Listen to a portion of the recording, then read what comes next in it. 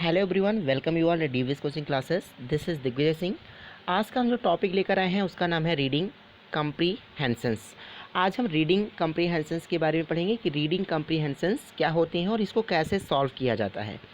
Reading कम्प्रीहेंशंस यानी जो आपका पैसेज का जो पार्ट होता है वो हर एग्ज़ाम में पूछे जाते हैं, चाहे आप किसी एकेडमिक्स में हैं, 6 to 12 आपकी क्लासेस हैं, या आप कोई गवर्नमेंट एग्ज़ाम की तैयारी कर रहे हैं, उसमें ये पूछे जाते हैं। तो सबसे पहले हम पैसेज के बारे में डिस्कस करते हैं, पैसेज कैसे पूछा जाएगा। देखिए, ये जो पैसेज होता है रीडिंग, इसका नाम ही होता है रीडिंग स्किल। ये रीडिंग स्किल में आता है। कंप्लीटली आप ये समझ सकते हैं कि जो रीडिंग अगर आपकी अच्छी है, रीडिंग आप डेली बढ़िया तरीके से करते हैं, तो आपका पैसेज 100% सॉल्व हो जाएगा, चाहे जितना भी बड़ा क्यों ना पैसेज हो वो। बस उसे क्या करना है, आपको अच्छे से रीडिंग करनी है। तो कुछ इंपॉर्टेंट टिप्स मैं यहाँ पर लेकर आया हूँ जो आपकी एग्ज़ाम्स में आपकी हेल्प करेंगे कि पैसेज को कैसे रीड करें और कैसे क्वेश्चंस को अटेम्प्ट करें। इस टर्म्स के बारे में हम लोग आज पढ़ेंगे। तो वीडियो स्टार्ट करने के पहले, कंप्लीटली एक्सप्लेन करने के पहले मैं आपको बताऊंगा कि जो रीडिंग पैसेज होता है वो किसी भी एग्ज़ाम्स में, अगर आप 10th क्लास में हैं, 12th में हैं, तो आपका पैसेज 2 टर्म्स में पूछा जाता है। एक तो डिस्कर्सिव पूछा जाता है और सेकेंड पूछा जाता है फैक्चुअल। सीबीएसई बोर्ड की बात कर रहा हूँ मैं। तो उसकी जो मार्किंग होती है वो अलग हो सकती है। जैसे जो आपका 10th क्लास होता है, 10th क्लास में डिफरेंटली अलग पूछा जाता है। जो 10th क्लास रहेगा आपका, जो 10th क्लास है, उसमें फैक्चुअल की जो मार्क्स वो 8 होती है और जो आपका डिस्कर्सिव होता है वो होती है 12। तो कुल मिलाकर के जो टोटल मार्किंग हो गई आपकी वो कितनी होगी, 20 मार्क्स का पूछा जाता है। लेकिन कुछ ऐसे एग्ज़ाम्स भी होते हैं जिसमें ओनली 5 मार्क्स का ही पूछा जाता है। सेम आपका क्या है, जब आप 12th क्लास में रहेंगे, 12th का जो प्रेजेंट का जो सीबीएसई का पैटर्न है उसमें मार्किंग थोड़ी सी ज़्यादा है। वो मार्किंग क्या है आप समझ सकते हैं, इसमें आपका 5 और प्लस हो जाएगा। ठीक है, तो कुल मिलाकर के आपका 25 मार्क्स का आ जाता है। अगर आपने पैसेज अच्छे से कर लिया तो आपका 25 मार्क्स स्कोर हो जाएंगे। ठीक है, तो अगला जो ये हो गया आपका फैक्चुअल का और डिस्कर्सिव का मार्किंग स्कीम। इसके टिप्स और ट्रिक्स क्या होते हैं। टिप्स बहुत ही इंपॉर्टेंट होता है कि पैसेज को कैसे सॉल्व करें। देखिए, मैं सबसे पहले बताऊं कि मैं भी एग्ज़ाम्स देता रहता हूं, एसएससी के थ्रू एग्ज़ाम होते रहते हैं। पीजीटी का एग्ज़ाम हो गया, डीएसएसबी पीजीटी हो गया, केवीएस पीजीटी हो गया। तो ऐसे मैं एग्ज़ाम्स को देता रहता हूँ, उसमें भी पैसेज पूछे जाते हैं। जो मेरा पर्सनल है, मैं आपका अपना टिप्स दे रहा हूँ कि जो कैसे मैं मार्क्स को स्कोर करता हूँ। देखिए, पीजीटी में जो मार्क्स है कुल मिलाकर के वो 5 पूछे जाते हैं। ठीक है ना। उसके पहले जब हम लोग पढ़ते तो क्वेश्चन बहुत कम आते थे, लेकिन अब ज़्यादा बढ़ गया है।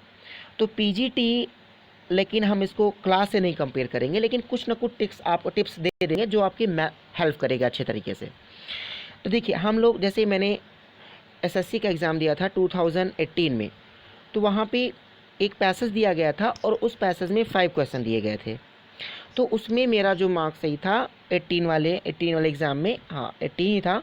तो 18 के में मेरा जो मार्क्स बना था वो कुल मिलाकर के बना था मैंने जो स्कोर किया था वो 5 में मेरा 4 मेरा नंबर था। पैसेज का मैं बता रहा हूँ। पैसेज वैसे तो इंग्लिश में मेरा 24 सही था, 1 मिस्टेक था 25 में। और उसके बाद फिर मैंने 2020 में दिया, उसमें मेरा 5 निकला। उसके बाद मैंने जब बढ़ाया प्रैक्टिस करना और स्टार्ट, देखिए प्रैक्टिस का ही खेल होता है। आपको पैसेज को डेली करना ही करना है। अगर आप एक दिन किए उसके बाद छोड़ दिए कि एग्ज़ाम आएगा तब तैयारी कर लेंगे, तो कभी भी आप पैसेज को सॉल्व नहीं कर सकते हैं।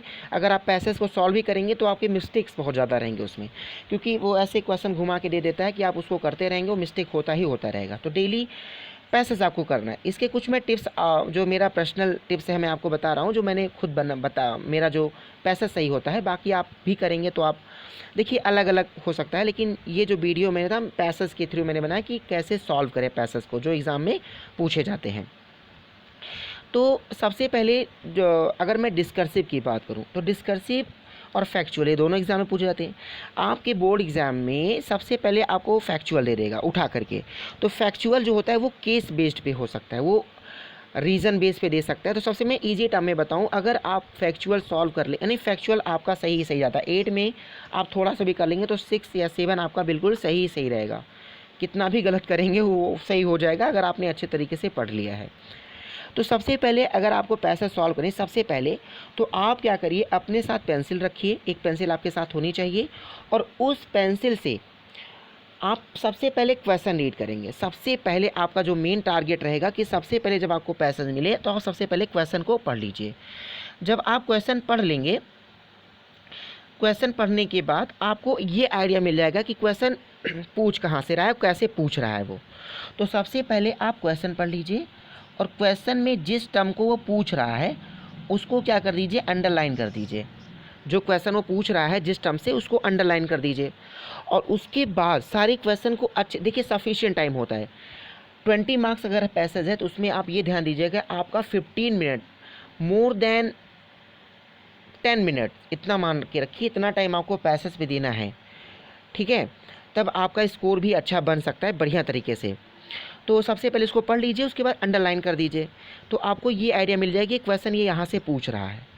उसके बाद जब रीडिंग आप पैसेज करेंगे तो कहीं न कहीं वो, जब आप वर्ड क्वेश्चन पढ़े रहेंगे तो आपके दिमाग में टक करेगा, मीन्स वो इंडिकेट करेगा कि ये तो मैंने पढ़ रखा था, ये कहीं न कहीं मुझे मिला था।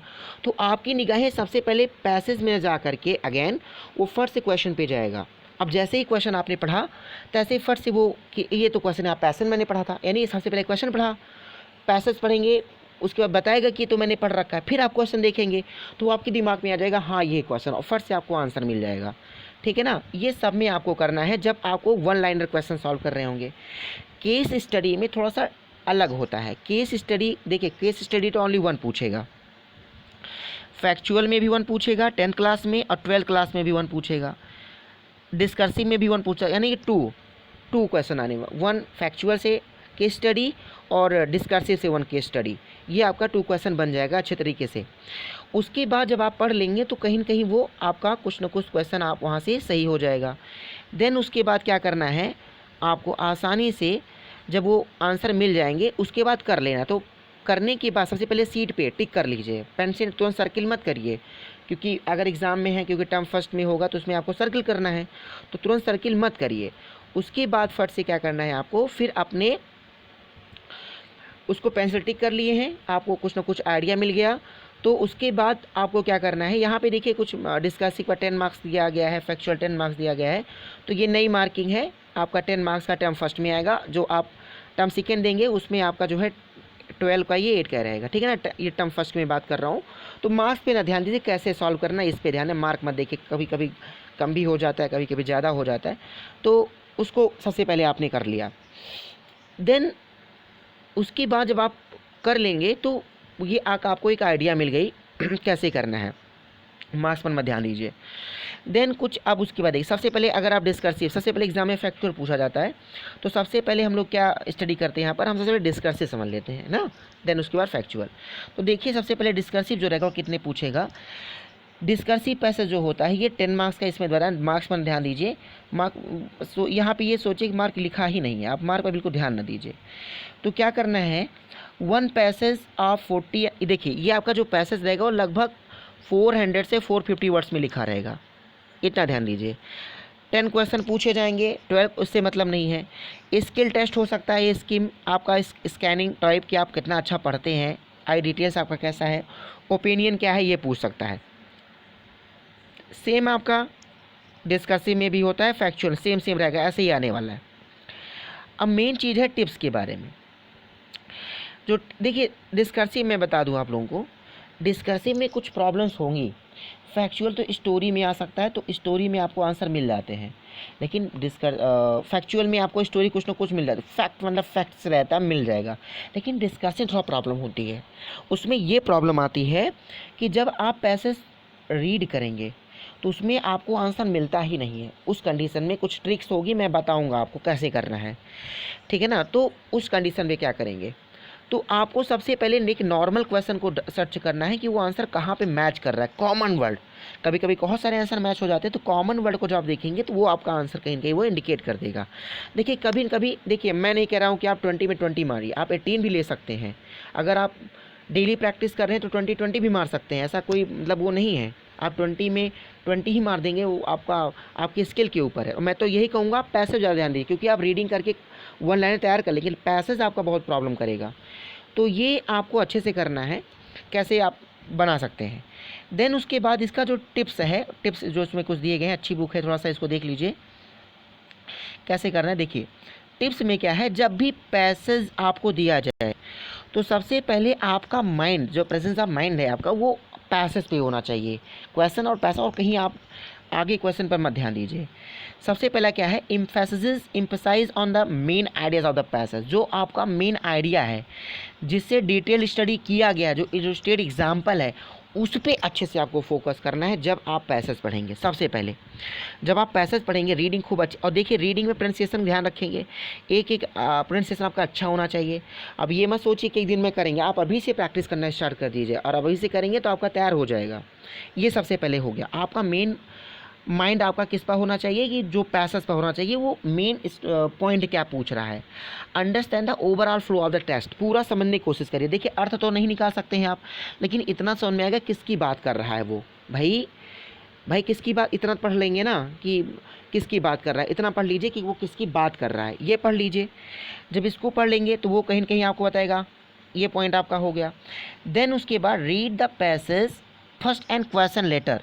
इसमें ये दिया, लेकिन ये बुक में बताया गया, लेकिन मैं सबसे पहले ये कहूँगा कि आप सबसे पहले क्वेश्चन पढ़ लीजिए, उसके बाद पैसेज रीड करिए। उसके बाद देखिए कुछ वोकैबलरी के भी क्वेश्चंस पूछे जाएंगे, तो वोकैबलरी भी आपकी स्ट्रांग होनी चाहिए। वोकैबलरी कर लेंगे उतनी डिफ़िकल्ट नहीं रहती, क्योंकि एक वर्ड दे करके वही मीनिंग पूछ लेता है उसमें, तो वोकैबलरी भी आपका कोई ज़्यादा डिफ़िकल्ट नहीं रहेगा। उसके बाद एमसीक्यू जो है, इसके की जो टर्म्स हैं वो टफ हो सकता है, मतलब थोड़ा सा कठिन भी हो सकता है। तो फोकस रखिएगा, और फोकस करने के बाद जब आप उस पर पहुंच जाएंगे कॉमन वर्ड पर, तो कॉमन वर्ड आपका बढ़िया अच्छे से बता देगा वो।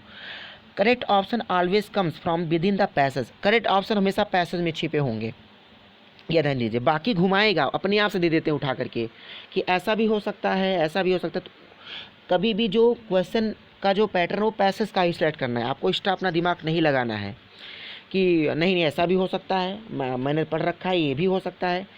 जैसे पैसेज पूछ लेता है, डांस बहुत ही, जैसे बारिश हो रही थी, बच्चे डांस कर रहे थे, बच्चे डांस जो है कॉलेज नहीं गए, डांस करने लगे, तो उसमें ये पूछ लेगा कि डांस करना अच्छा होता है, इसलिए बच्चे गए वहाँ पर करने के लिए ना। तो ऐसा कुछ नहीं है, डांस करने से हेल्थ बढ़ती, डांस का ऐसा मतलब नहीं है उसमें। अगर ये पैसेज पूछ रहा है, मैं आपको एग्जांपल दे, पैसेज में पूछा था इसलिए एग्जांपल दे रहा हूँ, तो आप हमेशा वही आंसर सिलेक्ट करेंगे कि जो पैसेज में बात किया गया है।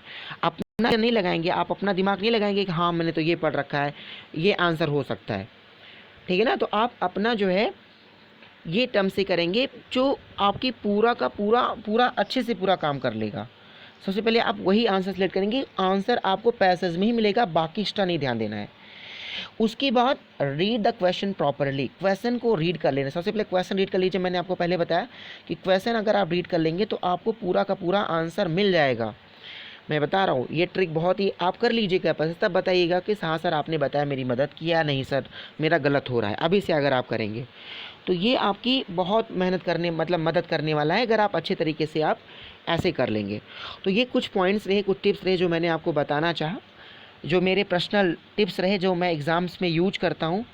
ये अगर आप करोगे तो हो सकता है आपकी मदद करे, तो आप इसको अच्छे से करिए। जो रीडिंग पैसेज है ये बहुत ही बढ़िया तरीके से मैंने आपको बताया, आपको अच्छा लगा हो तो इसको लाइक करें, शेयर करें, और ऐसा करिए, अभी से स्टार्ट कर दीजिए आप, ठीक है ना। तो ऐसा करेंगे तो आपके लिए प्रॉब्लम जो है नहीं आएगा, और ये सभी एग्ज़ाम से पूछे जाते हैं। आप कोई भी एग्ज़ाम्स करेंगे बेटा, आप अभी से आप तैयारी करना स्टार्ट कर दीजिए, तो आपका 100% ही आपके हेल्प करेगा। तो चलिए, थैंक यू वेरी मच। और इसको देखिए, आप 2-3 बार देख लीजिए, टिप्स आपकी मदद ही करेंगे, और भी टिप्स मैं डालता रहूँगा। देखिए जैसे मैंने और भी सारे वीडियोस अपलोड कर रखे हैं, वो वीडियोस से देखिए आप, वो बहुत मदद करेगा आपकी। तो रीडिंग स्किल बहुत इंपॉर्टेंट होती है, इसको अच्छे से पढ़िए। और ज़्यादातर अगर टाइम आपको मिले तो इंग्लिश का न्यूज़पेपर है, देखिए सबको तो अवेलेबल नहीं हो सकता है, लेकिन आप कोशिश कर लीजिए। आप एक संडे को खरीद, संडे छुट्टी रहता है, संडे को 7 रुपये 8 रुपये जो मिले ले लीजिए, उसको 1 हफ्ते लगातार पढ़िए। आपको न्यूज़ नहीं देखना है कि हाँ ये क्या हुआ, योगी जी ने क्या किया, मोदी जी ने क्या किया, ऐसा कुछ नहीं ध्यान देना है कि अखिलेश भैया ने क्या किया, राहुल भैया ने क्या किया, ऐसा कुछ नहीं ध्यान देना है आपको। मैं पॉलिटिक्स बात नहीं कर रहा हूँ। आप सबसे पहले आप उस पर प्रैक्टिस करोगे कि उस पर पॉइंट क्या दिया, वो आर्टिकल्स जो दिए होते हैं आपकी बहुत मदद करेंगे और वो कैब आपका स्ट्रांग हो जाएगा। तो वो ध्यान दीजिए, आपको अभी कुछ नहीं करना है, आप पॉलिटिक्स में नहीं जाना है, आपको अपना एग्ज़ाम को क्लियर करना है। तो वो करेंगे और अच्छे तरीके से आपका ये क्लियर हो जाएगा। बहुत अच्छे से पढ़िए इसको। इसके रिगार्डिंग कोई प्रॉब्लम होती है तो आप कमेंट करके पूछ सकते हैं। Thanks for watching.